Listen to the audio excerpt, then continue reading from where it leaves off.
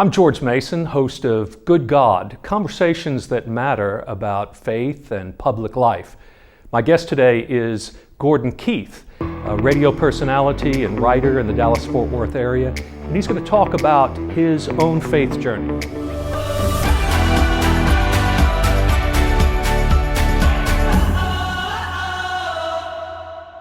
Welcome to Good God, conversations that matter about faith and public life. We're glad you've joined us, and I'm delighted that my first guest for Good God is Gordon Keith. Gordon, welcome. Thank you, George. Really glad to have you. Oh, great to be here. Many people already know who you are, but it's been 24 years that you've been with The Ticket, and 22 years on the morning show. Right. So you have a radio personality in town, but also I think many people have come to know you through your writing in the Dallas Morning News and other ways in the community that you've been involved. Most people probably don't know that you were born into a Baptist family. Correct. And your dad was a Baptist pastor who was a colleague of mine, as a matter of fact. That's right. You knew my father. Yeah. He was a minister in the Southern Baptist Convention. Right. And so I grew up a preacher's son my whole life. And he ended up, the last church that he was at was First Baptist Church of Richardson. Right. And of course you and he know the battles of the Southern Baptist Convention. I think soured him a bit on the work it takes to... Well, and if there was a way to talk about being on the same side, we were, right. you might say. You hate to talk about sides in religion, but there are obviously different ways that even within Baptists or Christians or any groups, they sort of look at the world differently and think about the faith differently. Yeah, and I came to know you through my father. He would... I remember when I was looking for a church home when I was in my 20s, and I said, I wish I'd had, a church home that kind of believed a little bit more like I did, rather than the top-down fundamentalism, authoritarian approach. And your name came up, and I was one of the first one to go, oh man, you'd love George. He's great. He's intellectual, and he's open-minded, and he's conversant in all the intellectual pursuits that you tend to enjoy, and so that's actually something I think people would be interested in knowing about you, that you are as well.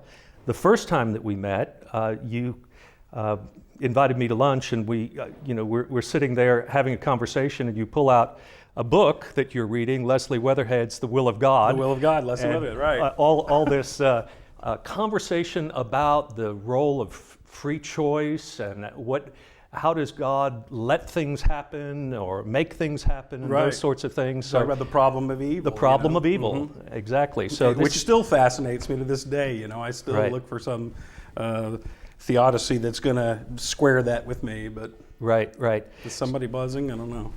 Yeah, it seems like we have some phone going off here. Yeah, that's okay. I think that's God calling and not approving of our conversation. Okay, so far. Probably so. No. Anyway, especially even with my microphone here. So philosophy and theology have been a part of your adult pursuits, but I think it'd also be interesting to talk about your formation in growing up in the Baptist church. What are the things that were positive for you, and what are those things that linger that were negative experiences growing up a preacher's kid or being a Baptist? Right. The things that were positive for me, I may not have appreciated fully when I was in it as a kid, but it was the sense of a broader family, and it put me in contact with people, older people like my parents that weren't my parents. Right. And so it was just getting to be part of a community that wasn't associated with my school or just with my neighborhood and that sort of thing. Right. So that, looking back on that, I look back on a lot of the people that I knew through the church, and I find their lives still to be instructive in some way. Right. The negative parts of it were, I was in a unique position in that church and in church because my father was always the pastor. So I never got to fully exist naturally within that ecosystem, because being the pastor's son came with a higher degree of scrutiny. Right. It came with an additional responsibility, not just to be a good person in my own right, but also to have to be a good son publicly to my father, which I found very hard to do because I was a class clown. I was a cut up in school, and so I was kind of a benevolent mischief maker. I never stole cars or set buildings on fire, but I was a cut up and kind of a rebel in that way. Yeah. Well, that's sort of caricature of the preacher's kid too, in a way, isn't it? Although my kids, I think, had similar experiences. They would say that the best thing and the worst thing about being a preacher's kid is that everybody knows you. Exactly. So sometimes that felt really good because you felt that sense of belonging and people were pulling for you and interested in your life.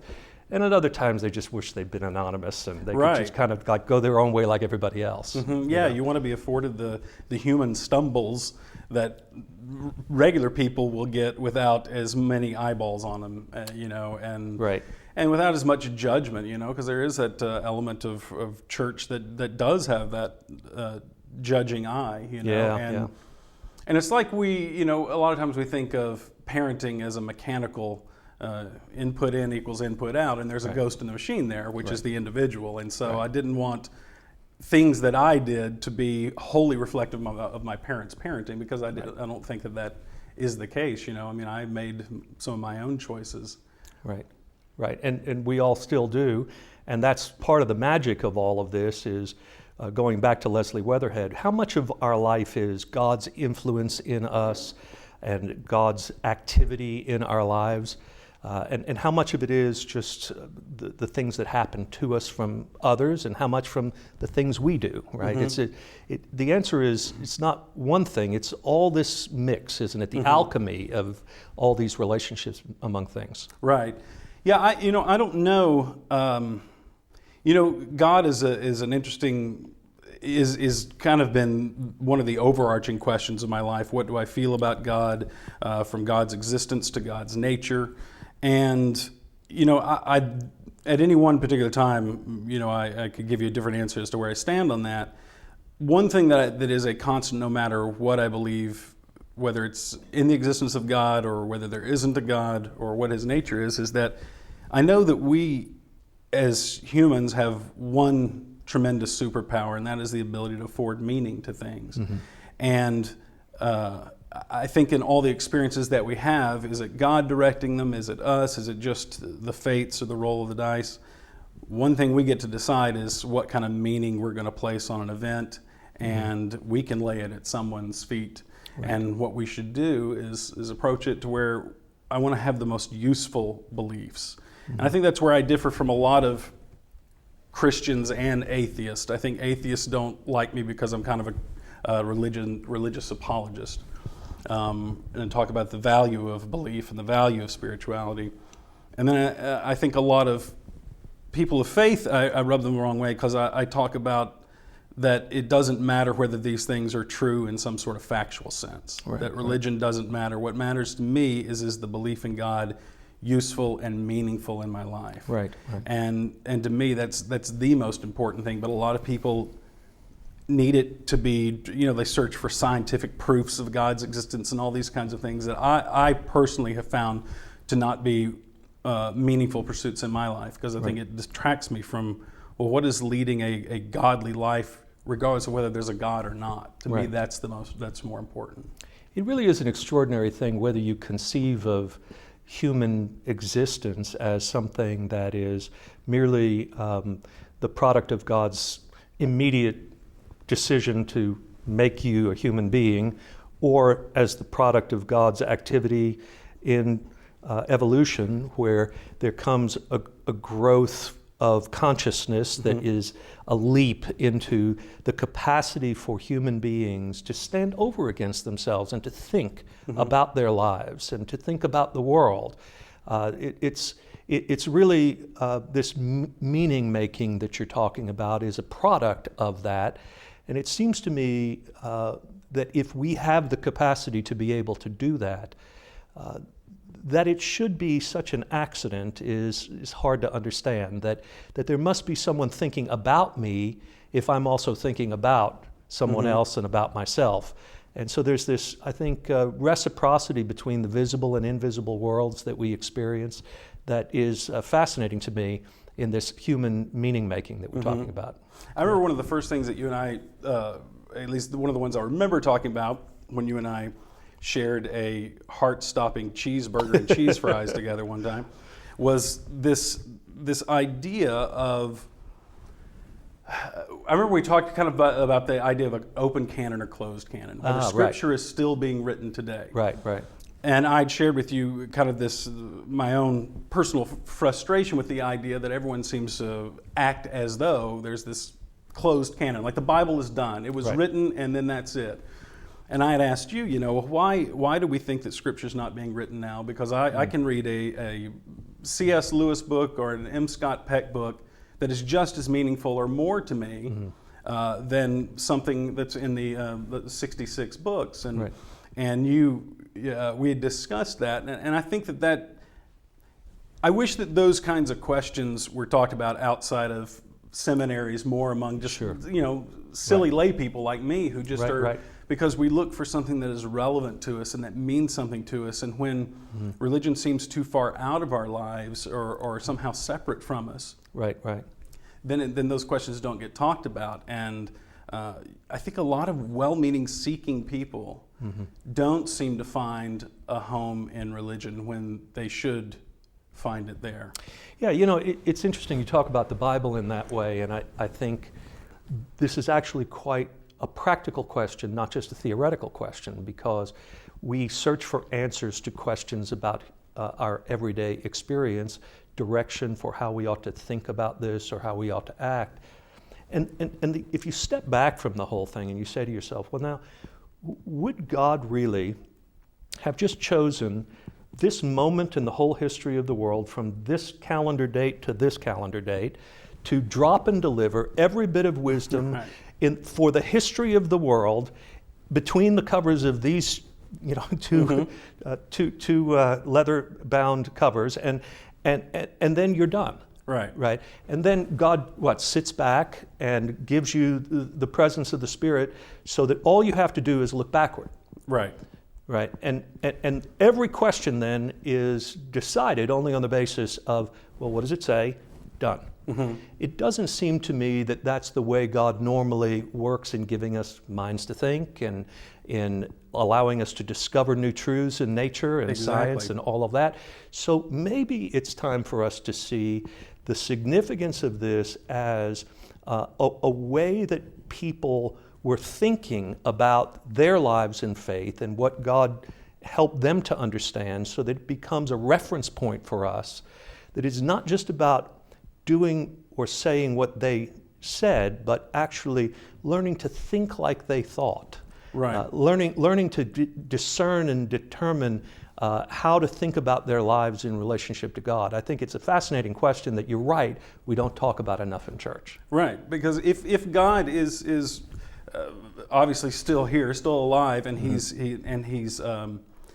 immanent, right? He's everywhere, he's inside us and everything, then he's always instructing, and he should always be, in my mind, interacting. And so he's not confined to the pages of those books. I can find God's words in your mouth or in an atheist's mouth that says something that means something to me spiritually.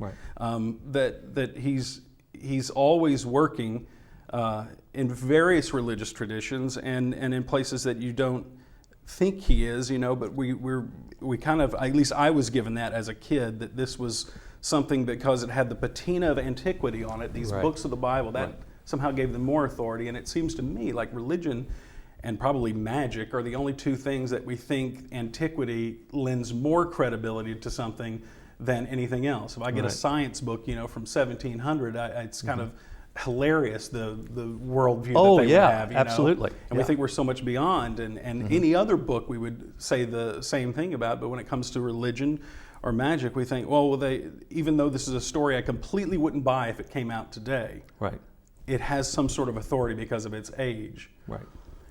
There's some value to this in that it's time-honored. I acknowledge that. There's another way of thinking about it, that maybe I should be looking for Scripture in something that's not in the Bible. So let's pick this up a little bit in a moment. We're going to toss it to promotion of a partner who is in the community doing some good work, and say a few words about that. But I'd like to pick up this idea of conservative and progressive, going back and going forward, and how this seems to be a problem in religious communities and in political life as well today, right, and how we reconcile those two things. All right. Okay.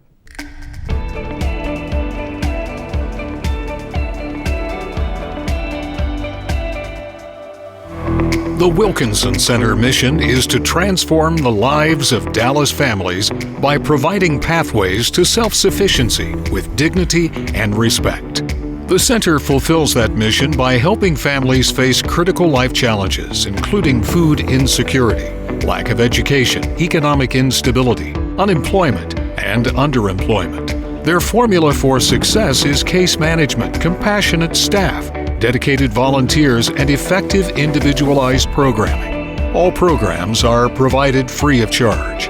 Since its inception, Wilkinson Center has distributed in excess of 5 million pounds of food, more than half to children. With comprehensive case management services, Wilkinson Center extends a full breadth of programs to its clients and helps them obtain additional social services such as food stamps and Medicaid. Education is fundamental to overcoming and breaking the cycle of generational poverty. And Wilkinson Center's programs provide a path to self-reliance and financial independence. Good God with George Mason is pleased to salute the great work of the Wilkinson Center in our community. So we were talking about this idea of how society, the church, all of our religions seem to live within this tension of conservative and progressive. And there's different labels for that, but there's an impulse in some that says what is of most value is what was at the beginning. And then there are others who say what is of most value is what is at the end. And somewhere it seems that we have to figure out how to put together the legitimacy of each of these without giving them absolute weight. What are your thoughts about that? I completely agree with you. It's you know, it's so funny in the midst of these culture wars between progressive and conservative, and each side feels right. Yeah. You know, and that's very important to them to be right. And it seems like very few of them take a step back and go, both of these things are right in some way, and both of these things are necessary. The push and pull of progress, whether it's cultural or spiritual or religious, depends on both of these forces, progressive and conservative. And it's the traditional concept of yin and yang, right? We need both of these things in order to be whole. But we tend to ignore, we have a tendency to want to dismiss the other side, and as opposed to appreciating and learning from the other side. We're so obsessed with being right, we don't want to be well. Right.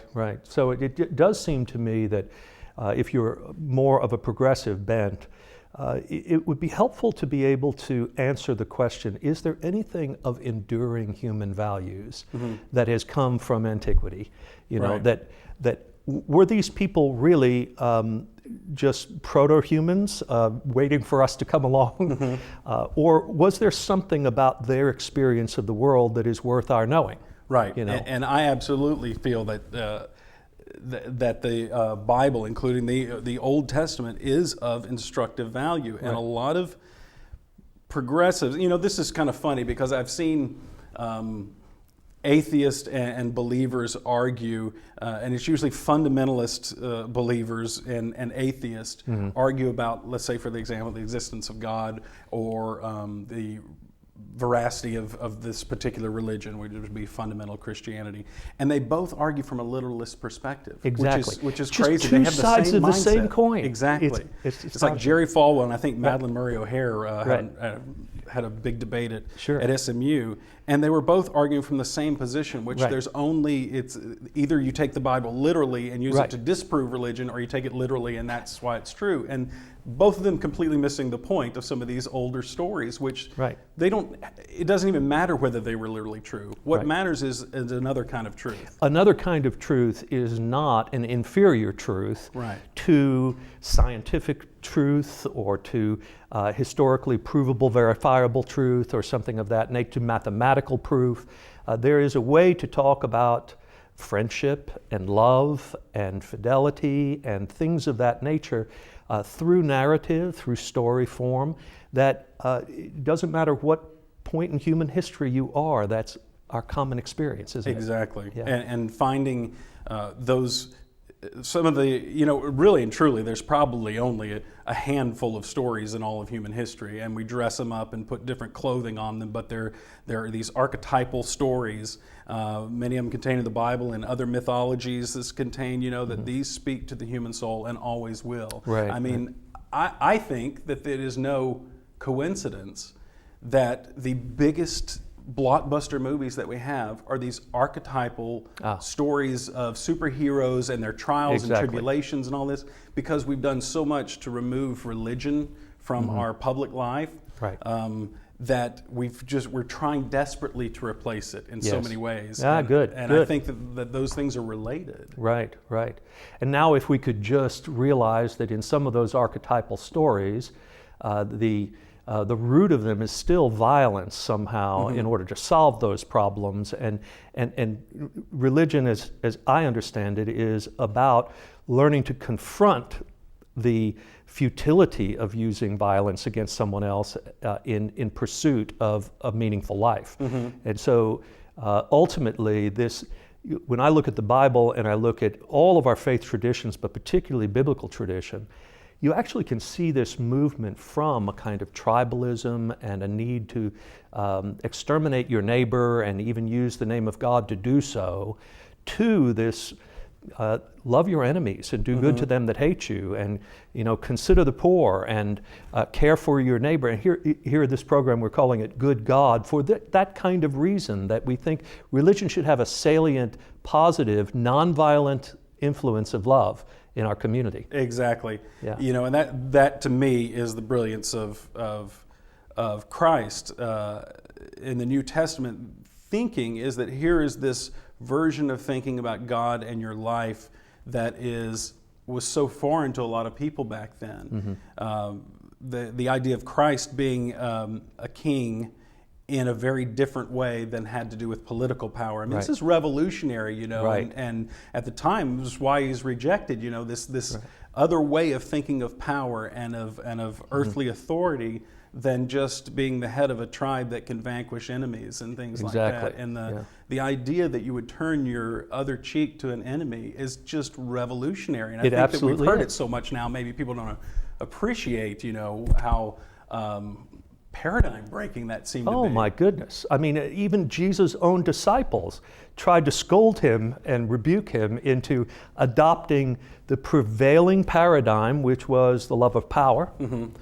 And he kept saying, no, it's the power of love. Right. And how we get converted is really not just about raising your hand or going to the front and kneeling and praying, but whether God is transforming us from that paradigm of the love of power to the power of love, I think. Right. Yeah. And one of the things that I think, and you had mentioned this before we started rolling here, about the idea of how has religion changed? How does it feed into our life? And one of the things that I find interesting and don't know the answer to is, how should religion respond to modern day needs? And we've seen a shift in the church over the past several decades that got into more self-help type religions. Right. And it fits in perfectly with our Western tradition of capitalism, and it's very me. It's about how does this serve me, and how do I lead my fullest life, and how do I live in service of maximizing my own life, and I think that we would actually do better to go back to this model of service. This idea of servicing others is like the greatest spiritual tonic that there is. And it's available to us, but we just don't think in those terms anymore. And churches have had to kind of switch to get more prosperity gospel-y and maximizing, be your best self, but not be your best self to help others. It's be your best self to lead the most bad, can I say ass? Yeah, badass life it's fine. in the world. Right. But it's making you the star of your own movie, which to me seems like it's always going to be disappointing. And we now have technology. You read these stories about teens and the devices, and we have more convenience and more free time than we've ever had, and more riches, and just, it's unbelievable the embarrassment of riches that we have in this culture. Even from the lowest middle class are rich beyond, there's still 0.1% of people who's ever lived. Exactly, right. And we're more miserable. You see all these studies of happiness index goes down. It's a bottomless pit, isn't it? Right, I mean, because you can never satisfy the human being who is the spiritual being that does have a hole in the center of him. And as long as we keep throwing smartphones or even just any worldly experience in there, we're never going to be satisfied. Yet we're always convinced we're one purchase away from happiness and all this sort of thing. But because the idea is we're trying to treat a spiritual malady, which we are all born with things that will never be have the medicinal value that we want them to. And I think that it'll come back to this idea of service, and getting out of your own head is the only way to make your own head right. So, you mentioned that service aspect and turning to others, and that really is the essence of what Jesus said when he talked about if anyone comes after me, let him deny himself, take up his cross and follow me. If you want to save your life, you'll lose it. If you lose your life for my sake, you'll find it. I mean, that's it sounds like an ancient wisdom that you can hear from other places, but it's fundamental to overcoming this self-centeredness, isn't it? That is, it's just a losing game in the end, because there's no fixing you by attending to you. There's none. If you try to satisfy yourself, you're trying to satisfy an unsatisfiable creature. And one of the best religious programs I think there is Alcoholics Anonymous. And I know that some people have don't know much about it or whatever, but it's just a spiritual program, and it doesn't have to be alcohol. That's the particular shortcoming that it's treating. They use that same 12-step model, but it's a spiritual program. And you think about one of the fundamental aspects of that makes people whole again is this idea of doing things for others. When it's the service to others that will ultimately fill that spot in you that you were trying to pour alcohol into or trying to pour drugs into. Because I think most alcoholics, and I used to be a problem drinker, it was trying to drink to get back to that Garden of Eden, to get back to that sense of maternal warmth that I associate with God. It's we're, like I said one time in a column for the Morning News, we're all born 2 drinks shy of happiness. That's what it feels like. We're all 2 beers shy of feeling whole. The problem with that drinking is you get 2 beers and you get that to titrate it just perfectly is so hard to do, because you're only in that zone for a short period of time, and then you drink too much. And you're out of that zone where you feel like, oh, I love the world and the world loves me. You get beyond that. But that, I think, drinking is a lot of people trying to feel spiritually whole. They just don't. They think it's in a glass. And it's not all about self-denial in the sense of like being an ascetic or something of that nature. It's, Aristotle talked about the golden mean, and there's that sense of, you talked about that zone. I think part of the secret of life is that we learn that moderation that allows us to live fully and to flourish, because we've not weighted ourselves down with indulgence, and we've not exhausted ourselves in throwing our life to other pursuits. But we have that sort of flow, that sort of healthy perspective of give and take, that it's just the way God made us. Moderation is the key in most things. It's so wild. As much as I've traveled through life, it seems like most wisdom to me comes down to, well, really just the Serenity Prayer. If you look at the Serenity Prayer, I think Reinhold Niebuhr was a... Reinhold Niebuhr, but that to me is basically every time I go chasing some path of wisdom, I find that ultimately I come back to something that'll be, oh, well, wait, that wisdom just reworked to the Serenity Prayer. Exactly. And most of the old lessons are the best lessons. And I think that no matter how much our lives change cosmetically, you'll find that human wisdom is merely just differently cloaked versions of the same types of truth, And that's why, Socrates, Buddha, and Jesus, those 3 figures right there, you can find a lot of wisdom in those 3. Well, Gordon, thank you for engaging in this conversation with us and loved it. talking about God and faith and the common good. We appreciate you being here. No, thank you, George. Great. Appreciate it. You bet. Thank you.